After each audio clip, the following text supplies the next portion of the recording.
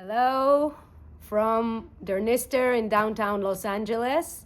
This is now Friday afternoon. I am Rabbi Yaela Rosenfeld, and I'm talking to you from this incredible Jewish Civilizational Center that is located in downtown Los Angeles and brings you culture and spirituality and books all in English, Hebrew, and Yiddish. And if you want to know more about Dernister, check us out, dernister.org. All the links are in the comments.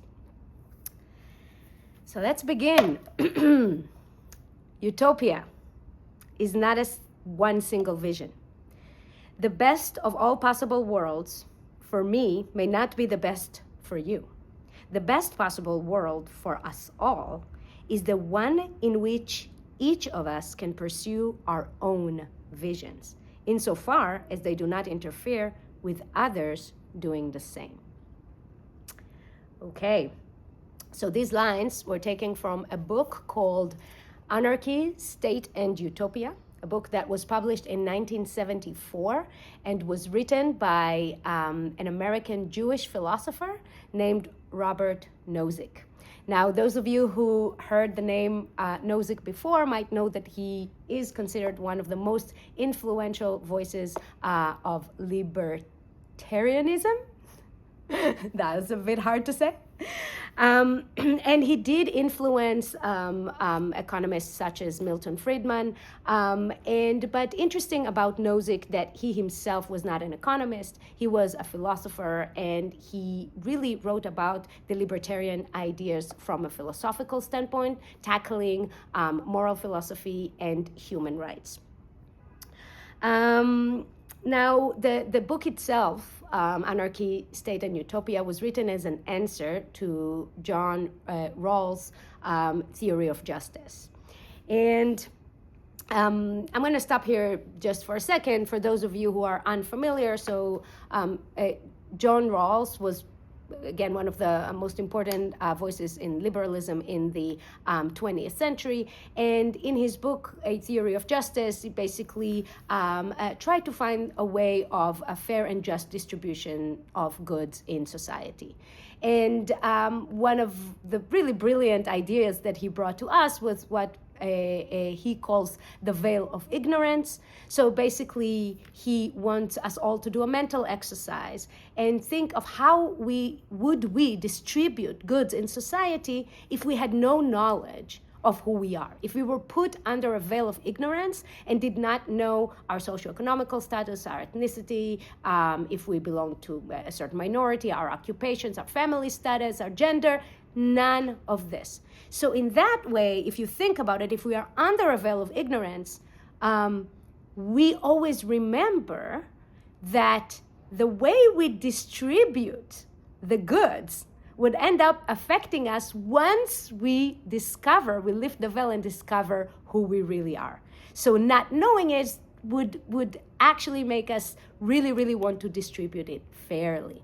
So this is kind of the ideas, some of the ideas brought to us by John Rawls. Now, Nozick's reaction to it, or Nozick's answer, but really, really simplified, Nozick's answer to Rawls was, this is all great. I'm all for a fair distribution of goods. There's only one problem. Those goods are not yours to distribute. And that is the heart in Nozick's philosophy. So basically, Nozick claims that people do not deserve goods. They are entitled to them. And there are only two ways in which someone can be entitled to a certain good. And it's either you purchased it legally or it was passed to you by someone legally. That's it. These are the only two conditions that make you fairly and justly entitled to a certain good. So why do I bring Nozick today? I bring Nozick today because our Torah portion this week is called Terumah.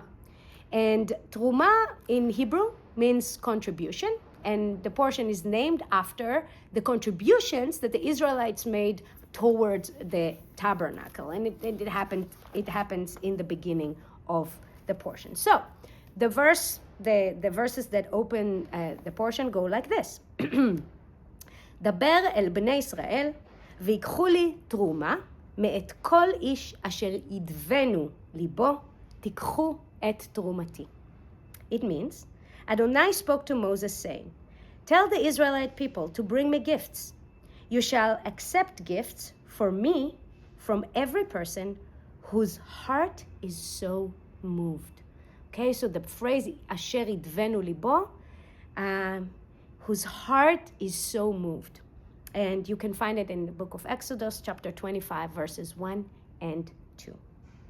Now, most Torah commentators understood the phrase, whose heart is so moved, to mean that those contributions were made voluntarily. And I'm not going to bring you all the commentary, but here is, for example, Sforno, and he writes, God commanded that the procedure should not be like the imposition of every man's contribution for the public charity fund, which was treated as a tax. Contributions were to be accepted only from volunteers. Now, the word in Hebrew, idvenu, asher idvenu libo, comes from the word nedava. And nedava means charity that is given out of one's heart or kindness of heart, okay? So nedava is charity given with kindness. Really, really interesting. The Haftarah for this week's portion comes from the book of Kings. And it also talks about contributions and money. Actually, it really, really details the instruction for priests of how to handle the contributions that are made for the Holy Temple. And we're talking about the days of King Joash or Joash.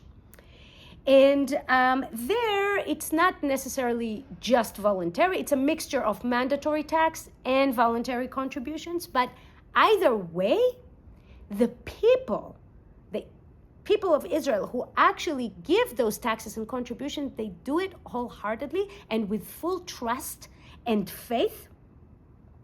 And they really trust their administration, so to speak. And here is the verse from Kings. ולא יחשבו את האנשים אשר ייתנו את הכסף על ידם לתת לעושי המלאכה כי באמונה הם עושים. And that translates to, no check was kept on those to whom the money was delivered to pay the workers, for they dealt honestly. So as you can see, here, mandatory or not, the people trust that their money is being handled correctly, and that is for the upkeep of the temple. However, what happens later in the chapter is that the king of Aram is invading, and King Joash uses this money, takes this money to bribe the king of Aram and to convince him to retreat. And that's exactly what happens, and shortly after, King Joash is being assassinated. Now, this is very interesting. What it tells us is that people really don't like to have no control over where their money is going.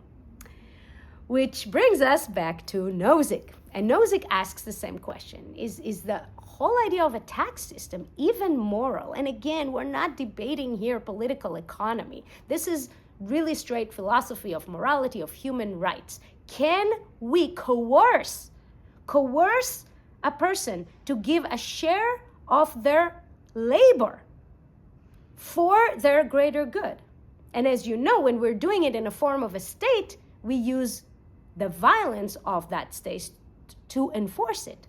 Is it a moral thing to do? Now, this question was really, really debated for centuries, from Torah and prophets to ancient philosophers, through political economists and psychologists and actual economists. And frankly, we are debating this question really, really passionately nowadays as well. So, what is Nozick's answer to this question? So, Nozick was a deontologist, and so he used John Rawls's weapon against him, and that weapon was Immanuel Kant. Now, one of the most known and actual basic principles in Kant's moral philosophy was that human beings should always be treated as ends and not as means. So here is what Nozick wrote. By the way, it was John Rawls obviously bases his theories on Kant, so that therefore this is almost a direct reaction. So Nozick wrote, side constraints upon action reflect the underlying Kantian principle that individuals are ends and not merely means. They may not be sacrificed or used for the achieving of other ends without their consent. Individuals are invaluable. Why may not one violate persons for the greater social good? Individually, we each sometimes choose to undergo some pain or sacrifice for a greater benefit or to avoid a greater harm. Why not similarly hold that some persons have to bear some costs that benefit other persons more for the sake of the overall social good? But there is no social entity with a good that undergoes some sacrifice for its own good. There are only individual people, different individual people, with their own individual lives. Using one of these people for the benefit of others uses him and benefit the others, nothing more. Yeah, so these ideas, they may be technically correct. I mean, frankly, they do make sense, and I understand where Nozick is coming from. However, reading this make me personally feel a little uncomfortable, and I'm sure that some of you may even feel horrified hearing this, and that's because we're not just individuals. We're societal creatures, and we rely on each other. And over the decades, we witnessed how those ideas backfired and brought to growing inequalities and suffering and civil unrests. And so it is clear that while we really must consider these ideas, we need to build upon them something that would be just. And I think that it's important to consider these ideas, especially now when we really all witness in quite surprise and awe of the changes that are inflicted to our society nowadays, the radical changes that are happening in front of our eyes. And some of those changes stem from ideas such as Nozick's ideas. And as much as we may disagree with them, we need to really consider them if we want to build something together. And so, how can we compromise those tensions between nedava, charity, and mas, which means tax, or the tensions between Nozick and Rawls, or the tension between Friedman and Marx, or between Hobbes and Rousseau? These tensions are all a part of who we are as a society, and I would argue that they're also a part of who we are individually as well. So to conclude, I just want to look again at Nozick's title of his book, Anarchy, State, and Utopia. Between anarchy and utopia, there is the state. And the state is for us to design. And I can only pray that we design it so it benefits us all. Otherwise, we might wake up one day and find that our collapse is serving as someone else's utopia. Shabbat shalom, חברים. See you next time.